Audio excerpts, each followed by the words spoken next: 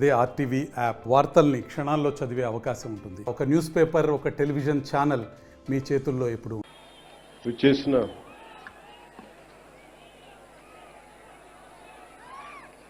మా ఆడపడుచులకి, అక్క చెల్లెళ్ళకి, మహిళలకి, యువతకి, యువకులకి, జనసేన నాయకులకి, తెలుగుదేశం నాయకులకి, భారతీయ జనతా పార్టీ నాయకులకి, జన సైనికులకి, జనసేన వీర మహిళలకి, తెలుగు మహిళకి, తెలుగు యువతకి, భారతీయ జనతా పార్టీ యువ మోర్చా, మహిళా శక్తికి నా హృదయపూర్వక నమస్కారాలు. నాకు పని చేయడం తప్ప విజయం గురించి తెలియని నాకు విజయం ఇచ్చిన, ఘన విజయం ఇచ్చిన నా పిఠాపురం అన్నదమ్ములకి, పెద్దలకి, ఆడపడుచులకి, అక్క చెల్లులకి, యువతకి, మహిళలకి పేరు పేరున నా ధన్యవాదాలు తెలుపుకుంటా ఉన్నాను. మీరు ఒక్కరు నిలబడితే మీ బలం వైజాగ్లో, విశాఖపట్నంలో మీరు ఎలాంటి గెలుపునిచ్చారంటే 2,08,000 కోట్ల పెట్టుబడి రాష్ట్రానికి తెచ్చేలా చేశారు. అంత గొప్ప విజయం ఇచ్చారు. కేవలం నన్ను గెలిపించడం అంటే అది మన గెలుపు, నా గెలుపు కాదు, మన గెలుపు కాదు, రాష్ట్రం గెలుపు, ఇది తెలుగు ప్రజల గెలుపు, ఆంధ్ర ఆత్మగౌరవం ఇది. అలాంటి ఘన విజయాన్ని అందించిన సంవత్సరం ఇది. సంక్రాంతి చాలా అద్భుతంగా జరుపుకుందాం, ఊరంతా పందిరేద్దాం అనుకున్నాం, కానీ స్కూల్ వరకే పరిమితం చేశాం. నిన్న తిరుమలలో జరిగిన సంఘటన కొంచెం బాధ కలిగించింది. అందువల్ల అందరూ డాంపెన్ స్పిరిట్స్ తోటి ఇలాంటి కష్ట సమయంలో అందరం కొంచెం మెత్తగా దీన్ని స్థాయి తక్కువగా చేద్దామని నాకు సలహా ఇచ్చారు. కానీ వచ్చే సంవత్సరం చాలా ఘనంగా జరుపుకుందాం. కుదిరితే ఈ దసరా బాగా చేద్దాం. అంటే నేనేమనుకున్నానంటే 200 మంది 10 కళాకారులతోటి ఏర్పాట్లు చేశాం. పిఠాపురం పేరు దేశానికే తెలిసేలా, అంటే సంకల్పం ఎలాంటిదంటే, నలిగిపోతున్న నాకు దాహంతో గొంతు ఎండుకుపోయి అసలు చుక్క నీరు దొరకని పరిస్థితుల్లో ఒకటి పరిస్థితి ఎలా ఉంటుందో 15 సంవత్సరాలుగా ఒక బలమైన, ఇబ్బంది లేని ఒక సూపర్ స్టార్డమ్ని వదులుకొని నాకు ఇష్టమైన నా ప్రజలు, నాన్నదమ్ముల కోసం 1.5 దశాబ్దం తర్వాత ఫలితం ఆశించకుండా చేశాను పోరాటం. కానీ దెబ్బలు తగిలినాయి, ఇబ్బంది పడ్డా. ఆ ఇబ్బందికి మీ గెలుపు నా గాయాలకి మందేశారు మీరు. మొన్న నాకు ఒక ఆంధ్రప్రదేశ్ పంచాయతీరాజ్ ప్రిన్సిపల్ సెక్రటరీ శ్రీ శశిభూషణ్ గారు నేను కూర్చొని మాట్లాడుకుంటా ఉన్నాం. ఎందుకు పల్లె పండుగ కానీ, ఎందుకు ఈ గోకులాలు కానీ, ఈ రోడ్లు కానీ, పంచాయతీ రోడ్లు కానీ, పంచాయతీ నిధులు ఎందుకు మొత్తం 100% ప్రజలకు చెందేలా ఎందుకు పనిచేయాలని మాట్లాడుతూ, భవిష్యత్తులో జల్ జీవన్ మిషన్ ఎలా ఉండాలి, ఇలాంటి విధానాల మీద అన్ని మాట్లాడుతూ శశిభూషణ్ గారిని ఒకటే కోరాను. మేము 10 సంవత్సరాల పైన, దశాబ్దంగా మాకు రాష్ట్రం లేకుండా పోయింది, రాజధాని లేకుండా పోయింది. అందుకని మేము కమిటెడ్గా ఉన్నాం. మేము ఇలాంటి రాష్ట్రానికి నేను మీ నుంచి కోరుకుంది ఒకటే, మీరు మనస్ఫూర్తిగా మీరు సహకరించమని ప్రతి అధికారిని కోరుకున్నాను అని ఆ సందర్భంలో ఒక విషయం తెలియజేశాను. అది కూడా ఎందుకైందంటే అంత 2 రోజుల ముందే కడపలో, ఉమ్మడి కడప ప్రస్తుతం అన్నమయ్య జిల్లాలో ఒక ఎంపీడీఓ మీద గత ప్రభుత్వ నాయకులు దాడి చేస్తే ఆ ఎంపీడీఓ గారు జవహర్ గారిని పరామర్శించడానికి వెళ్ళాను. వెళ్ళి వారితో మాట్లాడా, వారికి ధైర్యం చెప్పాం. ఆ నేపథ్యంలో నేను శశిభూషణ్ గారికి ఏం తెలియజేశానంటే, నేను ఎందుకు ఇంత తపన పడతానంటే సార్, మా నాన్న నాకు అధికారులు అంటే మీరు నమ్ముతారో లేదో నాకు తెలియదు, ఇది నేను శశిభూషణ్ గారికి చెప్పాను. మా నాన్న ఒక పోలీస్ కానిస్టేబుల్గా ఉద్యోగం ప్రారంభించిన మా నాన్న ఒక అసిస్టెంట్ ఎక్సైజ్ సూపరింటెండెంట్గా రిటైర్డ్ అయ్యారు సార్. ఇది ఆంధ్రప్రదేశ్ ప్రభుత్వం జీతాలతోటి బతికిన కుటుంబాలమై నేను రుణం తీర్చుకోవాలి, నా ఆంధ్రాకి, నా దేశంకి రుణం తీర్చుకోవాలి. ఎందుకంటే ఇంత కోట్ల మంది ప్రజలు ట్యాక్సులు కట్టి మా నాన్న ఉద్యోగం చేసే డబ్బులు వస్తే ఆ డబ్బులతో పెరిగిన, ఆ జీతంతో పెరిగినోడిని, నేను రుణగ్రస్తుని ఈ నేలకి. అందువల్ల ఎంపీడీఓ గారి మీద దాడి జరిగితే నేను ఒకటే అనుకున్నాను సార్, మా నాన్న ఒక ప్రభుత్వ ఉద్యోగి, మా నాన్న మీద దాడి జరిగితే ఒక కొడుకు ఎలా స్పందిస్తాడు, అలా స్పందించారు సార్. ఎంపీడీఓ గారి మీద దాడి చేస్తే దానికి ఓట్ల కోసం కాదు, దాంట్లో భవిష్యత్తు ఎలా ఉంటుందని నేను ఎప్పుడు పెట్టుకోలే, లెక్కలు లేవు నాకు, లెక్కలు పెట్టుకొని ఏమీ చేయను. ఈరోజు మీరు చూశారు 70 సంవత్సరాల పైచిలుకు మన స్వాతంత్రం వచ్చిన తర్వాత డోలీలతోటి కొండ ప్రాంతాల నుంచి ఇంకా గిరిజన ప్రజలు కొంతమంది, కొన్ని గ్రామాలు, ప్రత్యేకించి చెప్పాలంటే 400 కుగ్రామాలు, 419 కుగ్రామాలు డోలీలు కట్టుకొని ఇంకా ప్రజలు అవస్థ పడుతున్న పరిస్థితుల్లో నిధులు లేవు. గత ప్రభుత్వం ఇష్టానుసారంగా టాయిలెట్లకి 2 కోట్లు 3 కోట్లు ఖర్చు పెట్టుకున్నారు, బాత్రూమ్స్కి 500 కోట్లు పెట్టి ప్యాలెస్లు కట్టుకున్నారు, ఇష్టారాజ్యంగా చేశారు. రంగులు వేయడానికి కొన్ని 100 కోట్లు, రంగులు తీయడానికి 100 కోట్లు, 1000 కోట్లు దుర్వినియోగం చేశారు. ఇలాంటి పరిస్థితుల్లో, డబ్బు రాని పరిస్థితుల్లో కూడా, డబ్బులు లేని కటకట అంటున్న పరిస్థితుల్లో కూడా గౌరవ ముఖ్యమంత్రి గారి దృష్టికి, నారా చంద్రబాబు నాయుడు గారికి దృష్టికి తీసుకెళ్తే నేను చెప్పాను, ఇట్లా ఇబ్బందిగా ఉన్నాయి సార్ అక్కడ, పాపం చాలా కష్టంగా ఉందంటే ఆయన పెద్ద మనసుతోటి ఒక 39 కోట్లు శాంక్షన్ చేశారు. అలాగే మనందరం గర్వించే మన ప్రీతం ప్రధాని శ్రీ నరేంద్ర మోదీ గారు కేంద్రం నుంచి వచ్చిన నిధులతోటి కలిపి 70 సంవత్సరాల ఈ పాలనలో, 5 సంవత్సరాల దుష్ట పాలనలో వాళ్ళు మర్చిపోయారు. అంటే ఓట్ల కోసం బుగ్గలు నిమరటం, తలకాయలు నిమరటం ఇవి కాదు. కష్టం ఉన్నప్పుడు పక్కన ఉండాలి. అధికారుల మీద దాడి చేయకపోవటం, వ్యవస్థల్ని బలోపేతం చేయటం. అందుకని ఈ రోజున రోడ్డు పడింది అంటే, మీరు పిఠాపురంలో గెలిపిస్తే ఆ గెలిచిన వ్యక్తి రోడ్లు లేని వాళ్ళకి రోడ్లు చేయడానికి ఎంతమంది సహకారంతో, ఇది నా ఒక్కడిది అని చెప్పట్లా, అంటే ఒకటి పూనుకోవాలి. Politics is a thankless job, ఎవరు గుర్తుపెట్టుకోరు. మరుపు మానవ సహజం. ఇన్ని కోట్ల డబ్బు ఉంటుంది సినిమాల్లో, ఇవన్నీ వదులుకొని ఎందుకురా సుఖానం ఉన్న ప్రాణం దుఃఖాన్ని పెట్టుకుంటాం మా అమ్మ అంటా ఉంటుంది.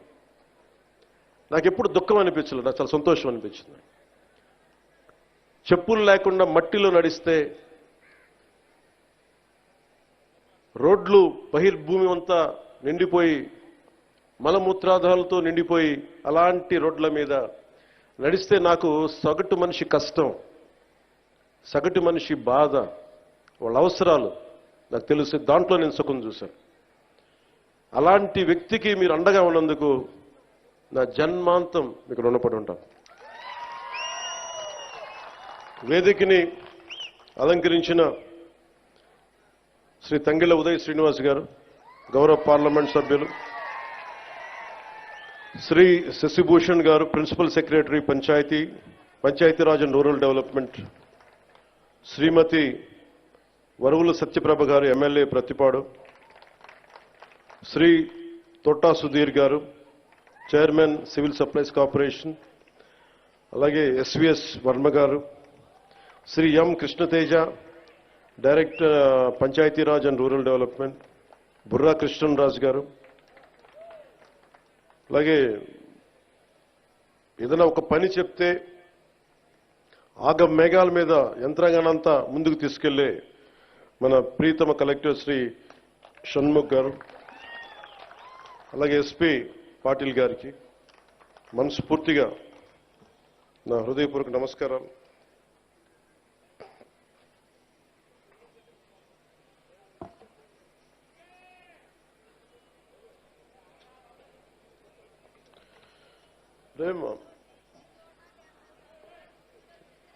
ఏమ్మా, ఏంటి ఇబ్బంది పెడుతున్నారు మిమ్మల్ని?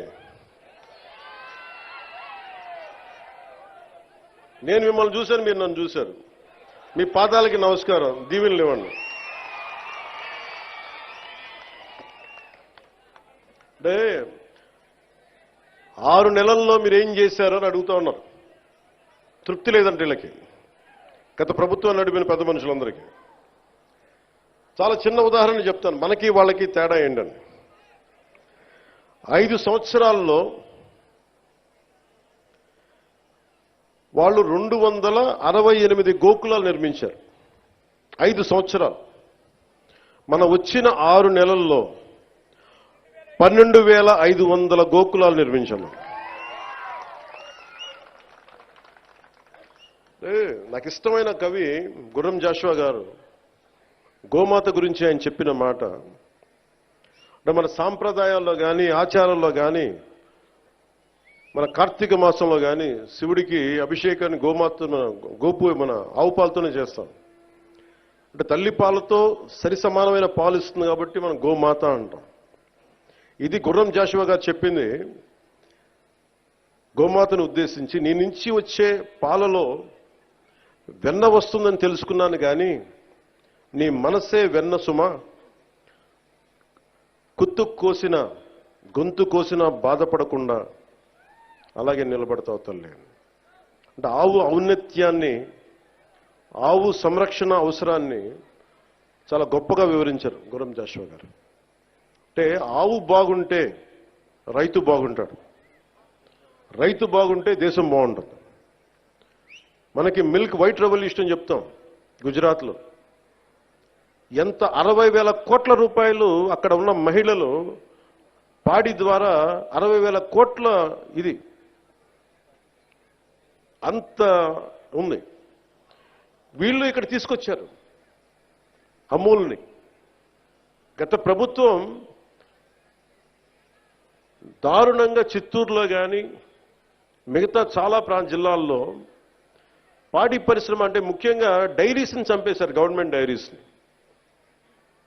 ఎవరి దగ్గర డబ్బులు ఉండకూడదు, డబ్బులు వాళ్ళ దగ్గరే ఉండాలి. మనం ఎప్పుడు దేహి అంటా ఉండాలి. డైరీస్ని చంపేసి వాళ్ళ సొంత డైరీలు పెట్టుకుంటా ఉన్నారు. ఈరోజు మనం నిర్మించిన 12,500 ఈ గోకులాలు కానీ, భవిష్యత్తులో నిర్మించబోతున్న ఇంకొక 20,000 ఇంకొక 20,000 గోకులాలు కానీ, అవి ఒకటి 2 కానీ 4 కానీ 6 ఆవులు కానీ పాడి చేసుకునే ఏవైనా సరే కనీసం 2 ఉంటే ఒక 1,000-2,000 పెరుగుద్ది. ఎందుకంటే దానివల్ల రక్షణ ఉంటుంది, ఎండపొడ ఉండదు, శుభ్రత ఉంటుంది. అంటే ఇది కూడా ఆలోచించలేకపోయింది గత ప్రభుత్వం. అదే మన ఇంట్లో ఒక ఆడబిడ్డ పెళ్లి జరిగితే గతంలో ఆవుని కానుక ఇచ్చి పంపించేవాడు. అంటే గోవు అంతది మనకి. అలాంటి గోవుని సంరక్షించుకోవడం కోసం ఈ రోజున మనం 12,500 ఒకేసారి మనం ఈ రోజున ఓపెన్ చేస్తున్నాం పండక్కి. ఈ గోకులం ద్వారా అత్యధికంగా లబ్ధి పొందేవారు చిన్న రైతులు,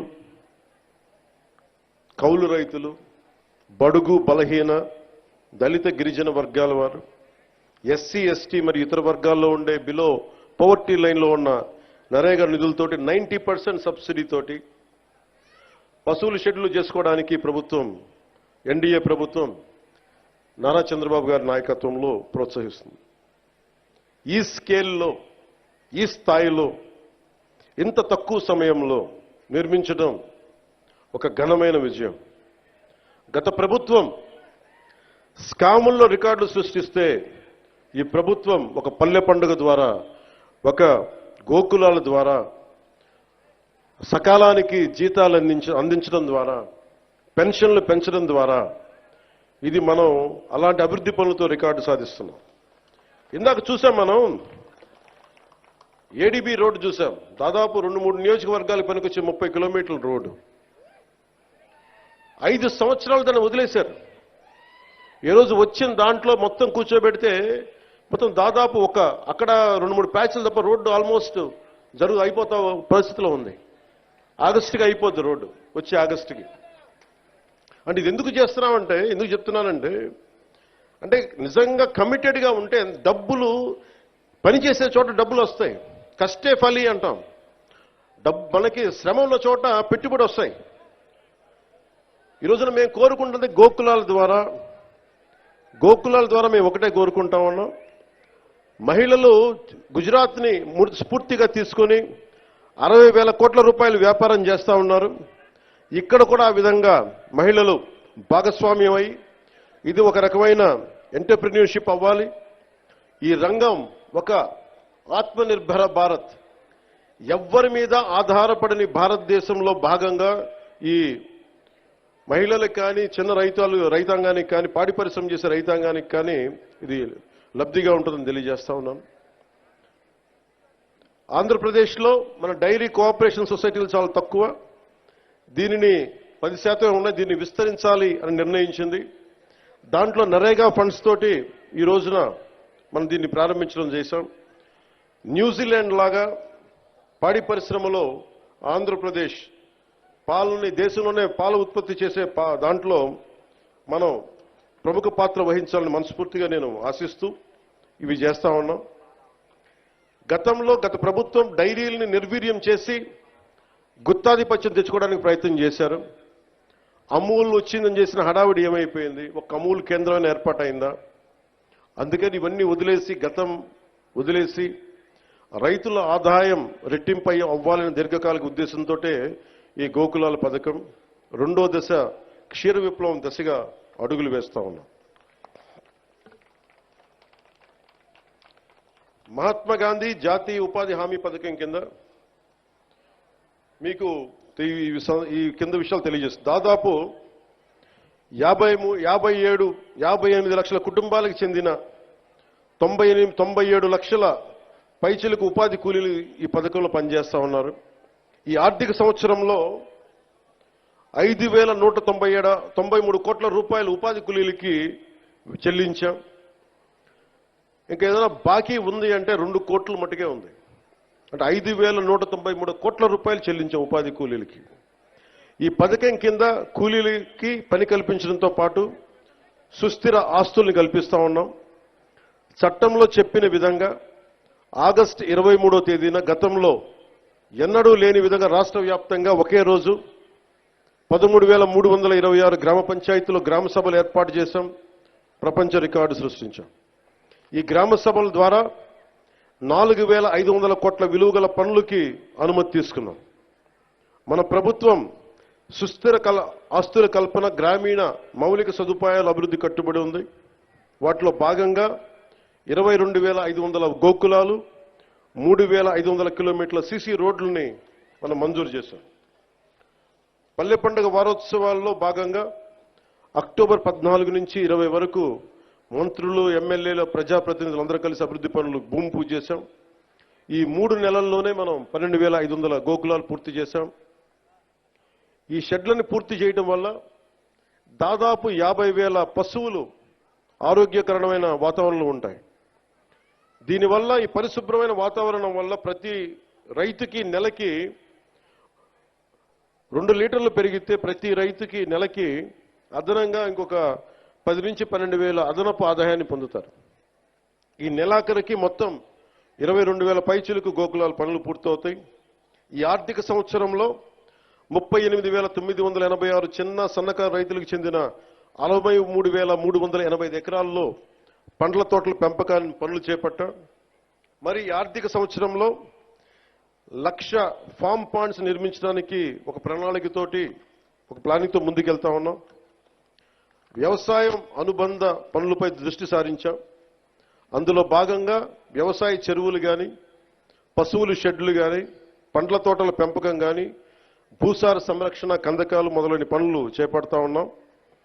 గ్రామ పంచాయతీ వారీగా ఈ 6 నెలల్లో సాధ్యమయ్యే మరియు చేయదగిన వ్యవసాయ అనుబంధ పనులన్నిటికీ ప్రణాళికలు తయారు చేసి సిద్ధంగా ఉంచుకున్నాం. ఫీల్డ్ అసిస్టెంట్స్కి వారి సామర్థ్యాన్ని పెంచడానికి ప్రతి జిల్లాలో శిక్షణా కార్యక్రమాలు మొదలుపెట్టాం. ఫీల్డ్ అసిస్టెంట్స్కి కావాల్సిన లక్ష్యాలకి అందుకోవాల్సిన లక్ష్యాలు సంబంధించిన పనులు కానీ అందుబాటులో ఉంచాం. 6 నెలల్లో పనులు పూర్తి చేయడానికి ప్రణాళికలు సిద్ధం చేశాం. నాణ్యత, జవాబుదారీతనమే ప్రభుత్వం మొదటి బాధ్యత. సగటు కూలీ రేటు మెరుగుపరచడానికి, నకిలీ మస్టర్లు లేకుండా చేయడానికి రాష్ట్ర స్థాయి మరియు జిల్లా స్థాయిలో వేతన పర్యవేక్షణ కమిటీలని ఏర్పాటు చేశాం. ఈ పథకంకు నిజంగా స్ఫూర్తితో తీసుకెళ్ళడానికి, తప్పులు జరగకుండా ఒక ఫ్లయింగ్ స్క్వాడ్ను కూడా ఏర్పాటు చేసుకున్నాం.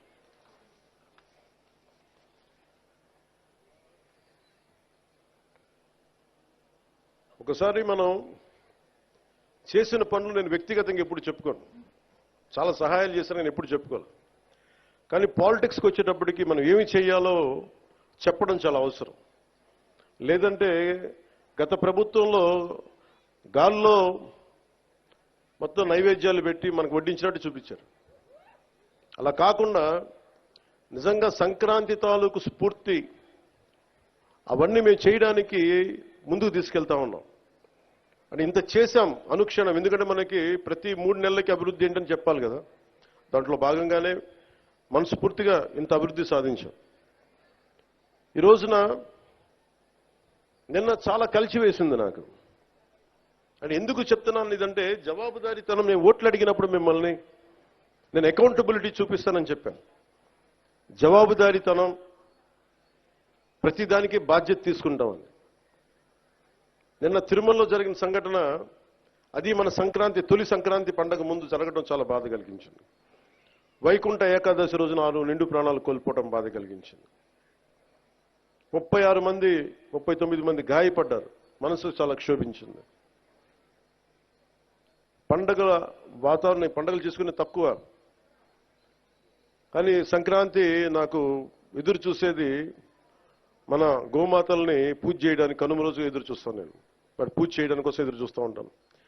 అలాంటి పరిస్థితుల్లో ఈ సంఘటన జరగటం, చాలా ఉత్సాహంగా జరుపుకునే పండుగ నాకు వ్యక్తిగతంగా, ఈ గోమాత కోసం చేసే పండుగలు కాబట్టి నాకు నేను చాలా బాధ కలిగింది. నేను వెళ్ళి పరామర్శించవచ్చు, వచ్చేయచ్చు. మీరందరూ ఎన్డీఏకి, చంద్రబాబు గారి నాయకత్వంలో మీరు నమ్మి ఓట్లు వేశారు. బాధ్యత వచ్చినప్పుడు ఎవరి మీద నెట్టలేదు. మీ వల్ల జరిగింది, మా వల్ల జరిగింది అని. తప్పు ఎవరి వల్ల జరిగినా మేమందరం ప్రభుత్వంలో భాగస్వామ్యం కాబట్టి మనస్ఫూర్తిగా నిన్న దేశాన్ని క్షమాపణలు అడిగాను జరిగిన తప్పుకి. ఇది దేనికి క్షమాపణలు అడగాలి అంటే, collective responsibility. Leadership is all about collective responsibility. పంచాయతీరాజ్లో తప్పులు జరిగితే అది మా అందరి సమిష్టి బాధ్యత. నా దగ్గర నుంచి ఆఖరిగా ఉండే మన గ్రామాల్లో ఉండే వరకు, ఫీల్డ్ అసిస్టెంట్ వరకు తప్పుది. ఎవరు తప్పు చేసినా బాధ్యత తీసుకోవాలి.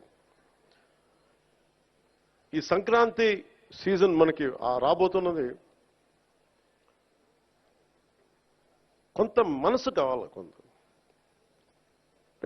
ఏం మాట్లాడాలి, ఒకటి నేను చెప్పాను, ఇవన్నీ చేశాను. కానీ ప్రతిసారి నిన్న ముఖ్యంగా యువతకి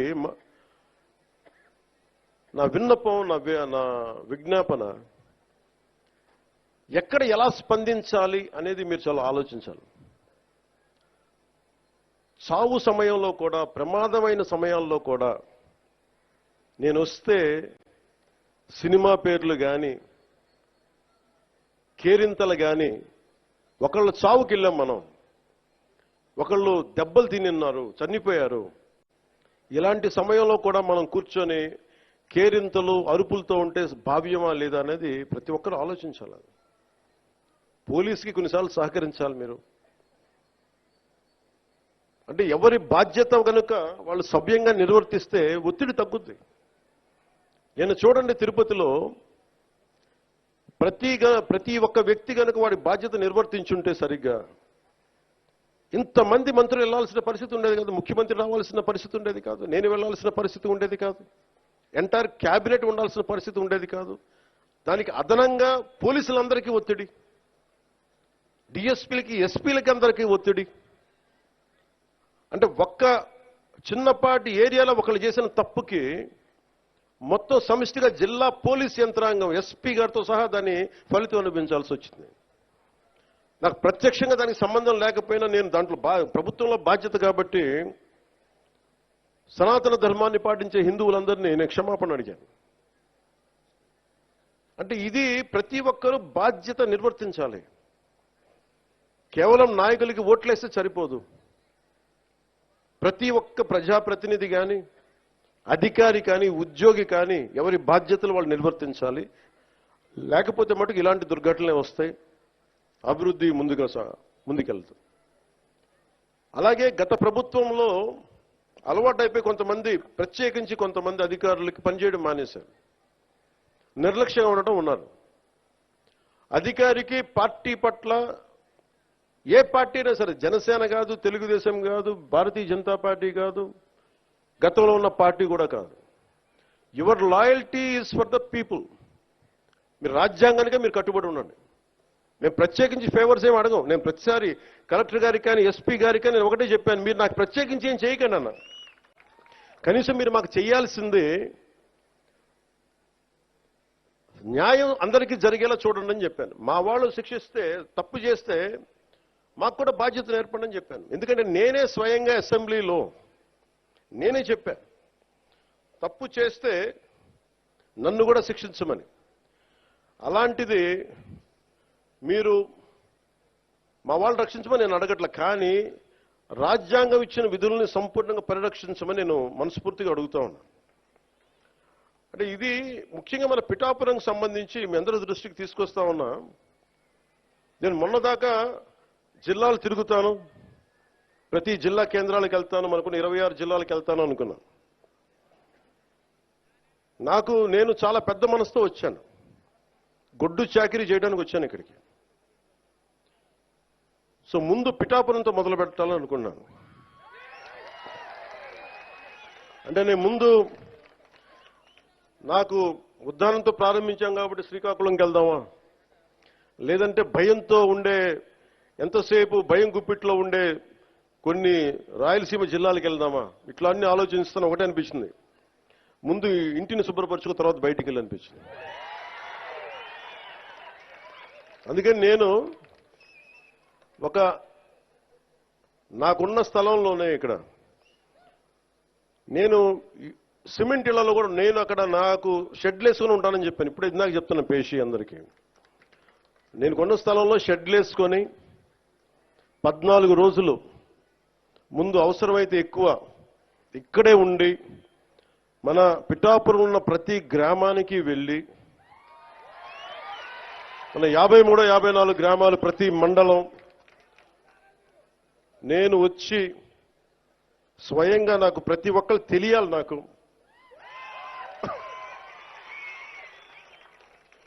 అందుకని నాకు అదే కావాలి, మన ఇద్దరు కూడా. రోగి అదే కోరుకున్నాడు, వైద్యుడు అదే ఇచ్చాడండి. అలా మీకు అదే కావాలి, నాకు అదే కావాలి. మనందరం కలిసి మన పిఠాపురాన్ని మొత్తం ఒక జాతీయ స్థాయిలో దీని పేరు తీసుకొద్దాం. మనసు పెడితే ఏముండదు. మీరు ఇంత బలంగా నిలబడ్డారు. సో ఏంటి ఎతుకుతున్నానంటే ఫోన్లో అలా కాదు, నాకు పిఠాపురం నుంచి చాలా కంప్లైంట్స్ వచ్చినాయి. అది చదువుదామని పెడతాను. అది అంటే కలెక్టర్ గారు ఇక్కడే ఉన్నారు, పోలీసు ఉన్నతాధికారులు ఇక్కడే ఉన్నారు కాబట్టి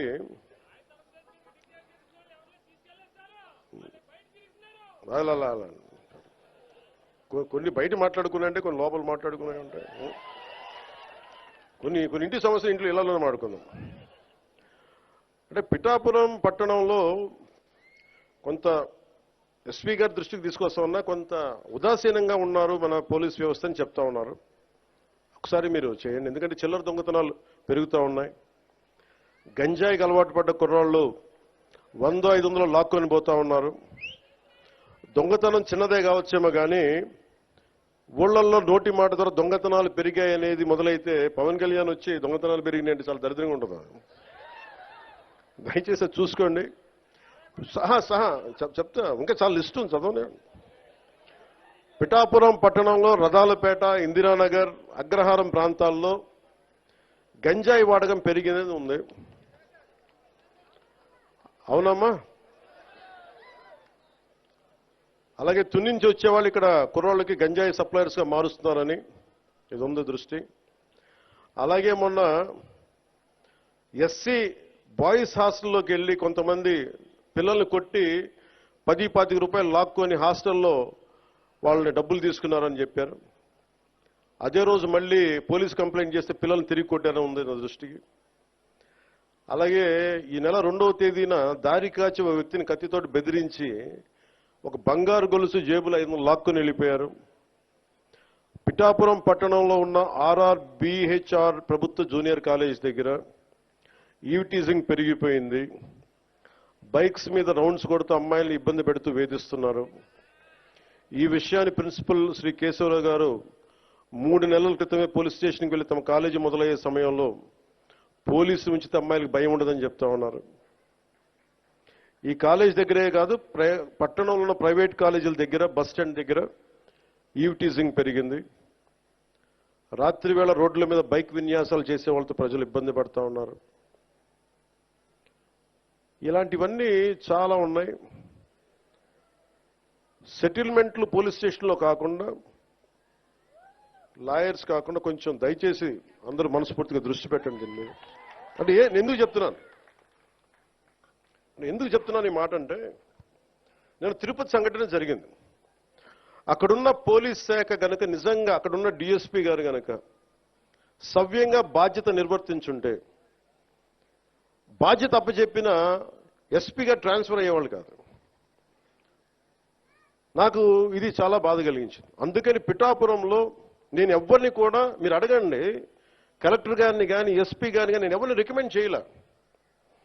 నేనేం చెప్పానంటే, నేను ఎవరిని వెండేట ప్రభుత్వం, మీరు గత ప్రభుత్వంలో మీరు పనిచేసి ఉండొచ్చు, నాకు తెలియదు, నేను అన్ని మర్చిపోతున్నా, గతం అంతా మర్చిపోతున్నా. ఇప్పుడు ఫ్రెష్గా ప్రారంభిద్దాం. నేను మిమ్మల్ని జడ్జ్ చేయను. నాకు ఇవ్వాల్సిందల్లా సుపరిపాలన ఇవ్వండి. తన్నా మనా అని భేదం లేకుండా అందరికీ సమాన న్యాయం చేయమని అంటే, అది జరగకపోతే మటుకు మళ్ళీ నా అలాంటి వాడు వచ్చి రోడ్ల మీద తిరిగితే ఎవరికి నిద్రాహారాలు ఉండవు. అక్కడ దాకా తీసుకెళ్ళదు. ఎందుకంటే నేను ఒక రౌడీ మూకను ఎదుర్కోవడానికి, గుండాల మూకను ఎదుర్కోవడానికి నేను మొదటి తరం రాజకీయ నాయకుడిని. నేను మొదటి తరం రాజకీయ నాయకుడిని. మా నాన్న ముఖ్యమంత్రి కాదు, మా నాన్న కానిస్టేబులే. నాకు 10 మంది తెలియదు. ఈ వేదిక పైన ఉన్న పెద్ద అధికారులు, ఐఏఎస్లు అంటే నాకు భయం వేస్తుంది. నాకు పెద్దది, ఇంకా నేను చిన్న ఉద్యోగ కొడుకుని కదా. మా నాన్న ఏం చెప్పాడు, చిన్నప్పుడు వచ్చారు, దొరగారు వచ్చారు, ఇంట్లో నుంచి భోజనం పంపించాలని చెప్పాడు. మాకు ఐజీలు అంటే దొరగారు మాకు, మా ఇళ్లలో.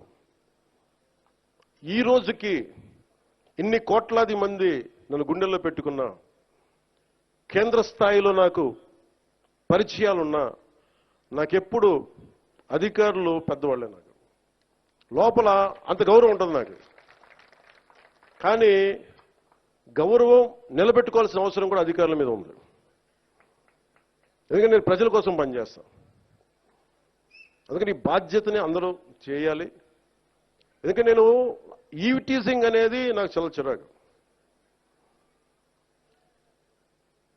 నిస్సహాయ స్థితిలో ఉన్న ఆడపిల్లల్ని వేధించడం అనేది మగతనం కాదు. అది మీరు మగతనం కావాలంటే జిమ్నాస్టిక్స్కి వెళ్ళండి.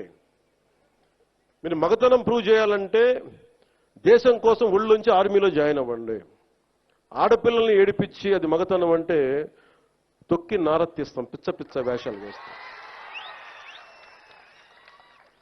ఎందుకంటే ప్రతి ఇంట్లో ఆడపిల్లలు ఉన్నారు. తల్లి లేకుండా మనుగడ లేదు సృష్టిలో. మీరు ఆడబిడ్డలకి పోలీస్ శాఖ కూడా నేను చాలా బలంగా చెప్తా ఉన్నాను. ఇంకొకసారి నాకు ఈవ్ టీజింగ్ అనేది నాకు కనిపించకూడదు పిఠాపురంలో. This is my directive. ఎందుకంటే నా నియోజకవర్గాన్ని నేను సవ్యంగా చేసుకోలేనప్పుడు, నా నియోజకవర్గాన్ని నేను సరిగ్గా కాపాడుకోలేను, నా డిప్యూటీ ముఖ్యమంత్రి పదవి దేనికి, అధికారులు ఉండడం దేనికి? నేను చాలా స్పష్టంగా ఉన్నాను ఈ విషయంలో. వీళ్ళను కొడితే క్రిమినల్స్కి కాస్ట్ లేదు, గుర్తుపెట్టుకోండి. తప్పులు చేసి కులాల వెనక దాక్కుంటే బయటికి తీసుకొస్తాం, గుర్తుపెట్టుకో. కులాల వెనక దాక్కోకండి. వాళ్ళు క్రిమినల్స్కి కులం లేదు, ప్రజాప్రతినిధులకి కులం లేదు. We are very clear about it. చాలా స్పష్టంగా ఉన్నాం దాని మీద. ఈయన కొడితే మాకు ఓట్లు పోతాయి. ఇప్పుడు నేను అధికారులందరికీ చెప్తా ఉన్నాను, సార్ ఈయన అరెస్ట్ చేస్తే ఓట్లు పోతాయి. హిందువులకి ఓట్లు పోతాయి. ఎవరు వెనకేసుకొస్తారు వీళ్ళని? నేనైతే వెనకేసుకురాను. మా కూటమిలో ఉన్న నాయకులు ఎవరు వెనకేసుకురారు. ఒకళ్ళు వెనకేసుకొస్తే సరిదిద్దుతాం. అంతేకాని నిస్సహాయంగా పవన్ కళ్యాణ్ బిడ్డలు బాగానే ఉంటారు, వాళ్ళు నాన్న రక్షించుకోగలరు. ఒక సగటు మనిషి, సగటు క్లర్క్, సగటు క్లాస్ 4 ఎంప్లాయ్, వాళ్ళని కదా సంరక్షించాల్సింది మనం. విఐపి ట్రీట్మెంట్ ఆగాలి ఇక్కడ. సగటు కామన్ మ్యాన్ ట్రీట్మెంట్ పెరగాలి. అది తిరుమలలో కావచ్చు, సగటు జీవితంలో కావచ్చు. ఇలా కాకుండా కూర్చోబెట్టి పోలీస్ 6 నెలల హనీమూన్ పీరియడ్ అయిపోయింది. హనీమూన్ పీరియడ్ అయిపోయింది అందరికీ, నాతో సహా.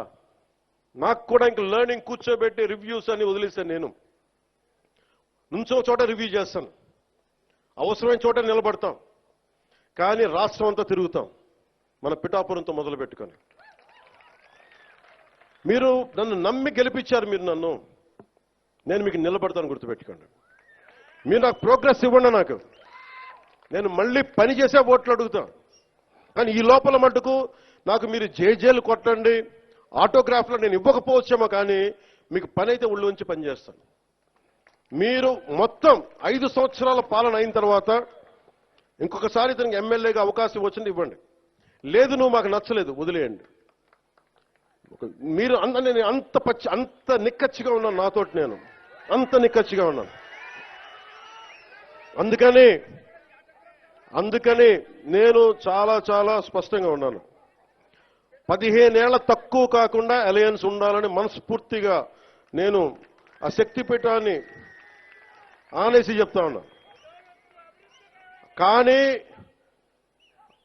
అధికార యంత్రాంగం నాకు మీ సహకారం కావాలి. నేను గవర్నమెంట్ ఎంప్లాయ్ కొడుకునే, లేట్ గవర్నమెంట్ ఎంప్లాయ్ కొడుకుని. నేను కష్టాలు నాకు తెలుసు. జీతాలు రాకపోతే స్కూల్లో నుంచి బయటికి పంపించేసిన సంఘటనలు కూడా ఉన్నాయి.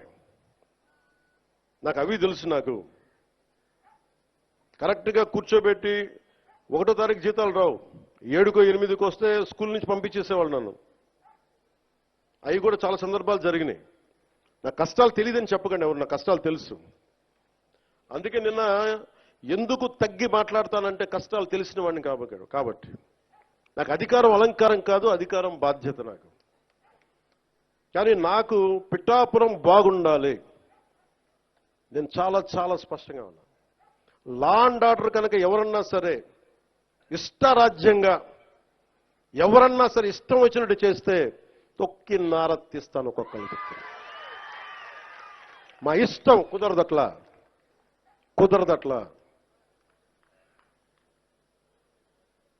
ఇది చాలా చాలా జాగ్రత్తగా ఉండాలి. ఇది నేను తెగించి వచ్చాను రాజకీయాల్లో, గుర్తుపెట్టుకోండి. గుండాలకి చంపేస్తానంటారు నన్ను. మొన్న అడవుల్లోకి వెళ్ళాలంటే నక్సలైట్లు మందు పాత్రలు పెడతారంటే పెడితే పెట్టండి, పేలిపోతాను. కానీ నేను ఆపను నడక. అంత తెగించున్నాను, గుర్తుపెట్టుకోండి. ఎందుకంటే నేను అభివృద్ధి కావాలి. పోలీస్ వ్యవస్థ ఏం చెప్తారు, సార్ అక్కడ వెళ్తే మీరు మందు పాత్రలు ఉంటాయి, ఇబ్బంది పెడతారు, భయపెడతారు. భయపడేవాడిని రాజకీయాల్లోకి రాకూడదు. మంచి చేయాలని వచ్చింది, నాకు భయం లేదు. నాకు అంటే ఇంత తెగించిన వాడిని ఆకు రౌడీలు కానీ చిల్లర వేషాలు వేసేవాళ్ళు కానీ నేను భయపడతానా? అందుకని చాలా జాగ్రత్తగా ఆలోచించి అందరూ దయచేసి మసలండి. ఎందుకంటే నేను తెగించానంటే మటుకు ఇంకెవరు తెగించరు, అంత పిచ్చగా తెగిస్తాను నేను. ఎందుకంటే నేను నిన్న ఎందుకు క్షమాపణ చెప్పాలి? ఎందుకు క్షమాపణ చెప్పాలి? నేను బాధ్యత అడిగాను, మీ ఓట్లు అడిగాను నేను. తిరుమల డైరెక్ట్గా నాకు సంబంధం లేకపోవచ్చు, కానీ నేను దాంట్లో భాగస్వామ్యం ప్రభుత్వంలో.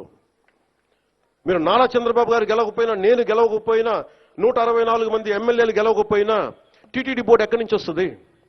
చైర్మన్ ఎలా నియమితం అవుతాడు? ఆయన ఈఓ ఎలా నియమితవుతారు? ఈఓ ఎలా నియమితులు అవుతారు? మేము గెలిస్తేనే మీరు, అది ఎక్కడి నుంచి వచ్చింది మా గెలుపు? మీరిస్తే. అందుకు మీకు నేను క్షమాపణలు చెప్పాను. నేను కోరుకునేది ఒకటే, ఎప్పుడో చెయ్యని తప్పుకి జపాన్ లాంటి దేశంలో ప్రధానమంత్రి ఆయన పుట్టక ముందు జరిగిన తప్పుకి ఆయన పార్లమెంట్లో క్షమాపణలు చెప్పాడు. మనం నేర్చుకోవాల్సింది అది. వాళ్ళు చేయకపోయినా 3 తరాల ముందు తప్పు చేసినా క్షమాపణలు చెప్పారు.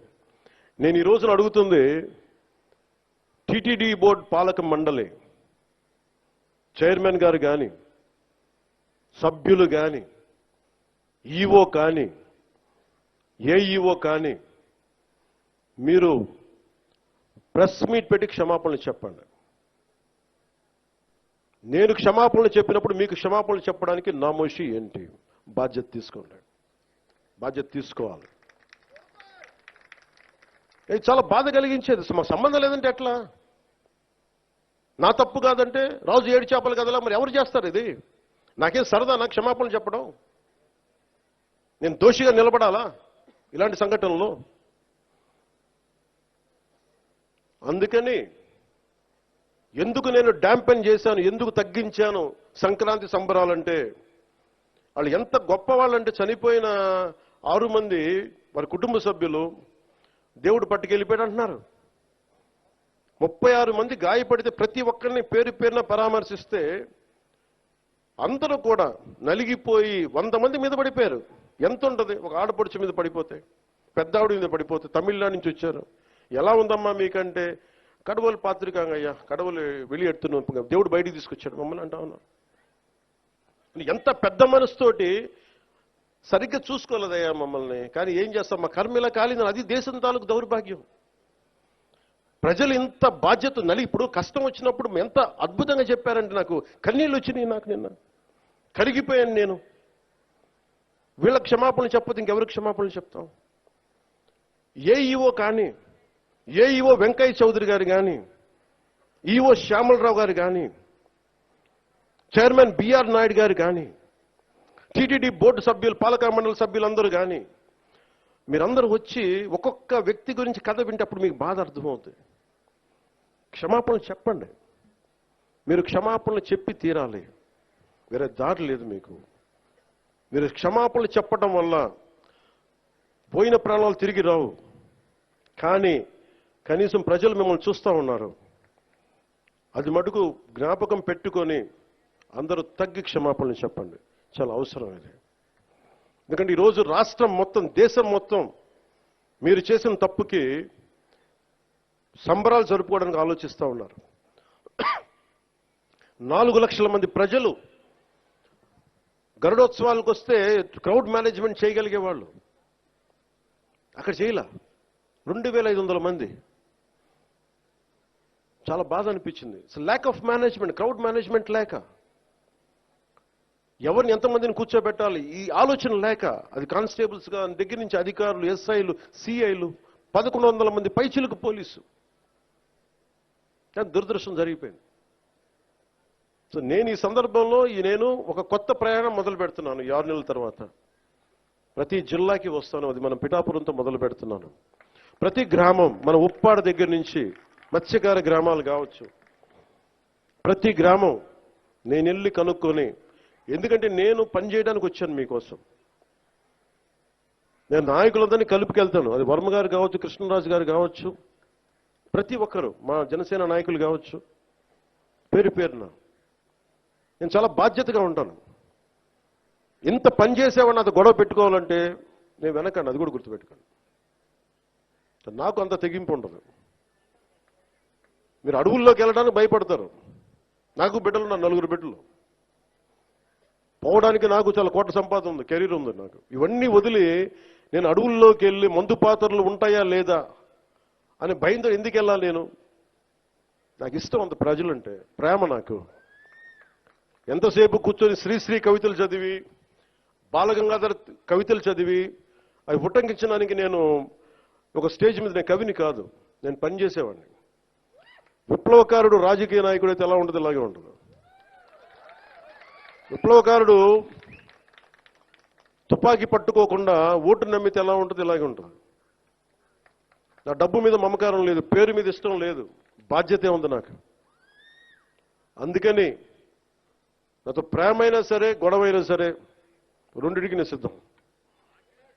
అందుకని దయచేసి నేను డబ్బుకు ఆశపడో పేరుకు ఆశపడో, నాకు భగవంతుడు కావాల్సినంత పేరు ఇచ్చాడు, అవసరమైనంత డబ్బు ఇచ్చాడు. నేను కోరుకుందల్లా మా నాన్న కష్టం చూశాను. నిజాయితీగా ఉంటే ఒక వ్యక్తి ఎలా నలిగిపోతాడని నేను చూశాను. పడలేక అవినీతితోటి సెలవులు పెట్టేవాడు మా నాన్న, ఆయన కష్టం చూశాను.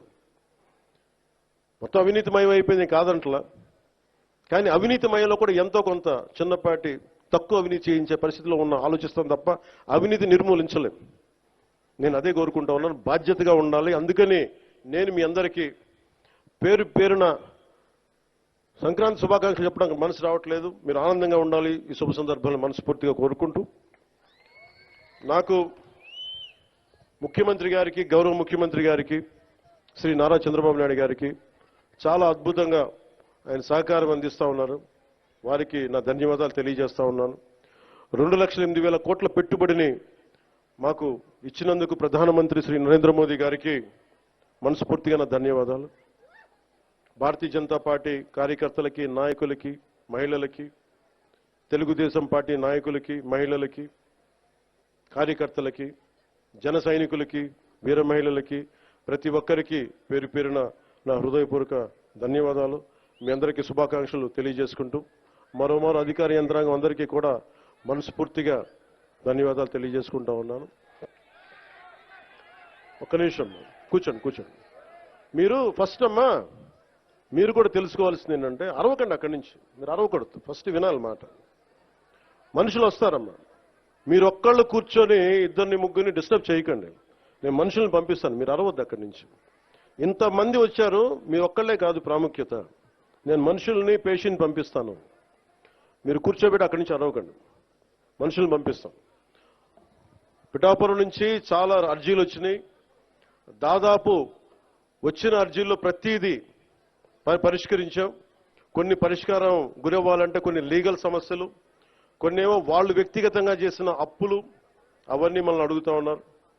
ఇలాంటివి కాకుండా సగటు మనకి ఏవైతే కష్టాలు ఉన్నాయో, మనకి ఫండ్స్ అన్నిటి దగ్గర నుంచి, నా వ్యక్తిగత ఫండ్స్ దగ్గర నుంచి ఇచ్చాను. ఇవన్నీ కింద పేషెంట్ నుంచి ఎవరైనా వెళ్ళి వాళ్ళతో మాట్లాడి అర్జీ అంటే తీసుకోండి. సో మీ అందరికీ మరోమారు ధన్యవాదాలు తెలుపుకుంటూ సెలవు తీసుకున్నాను. జై హింద్. మరిన్ని వీడియోస్ కోసం ఛానల్ ని సబ్స్క్రైబ్ చేయండి, లేటెస్ట్ అప్డేట్స్ కోసం వాట్సాప్ ఛానల్ ని ఫాలో చేయండి, అండ్ లింక్ డిస్క్రిప్షన్ లో ఉంది.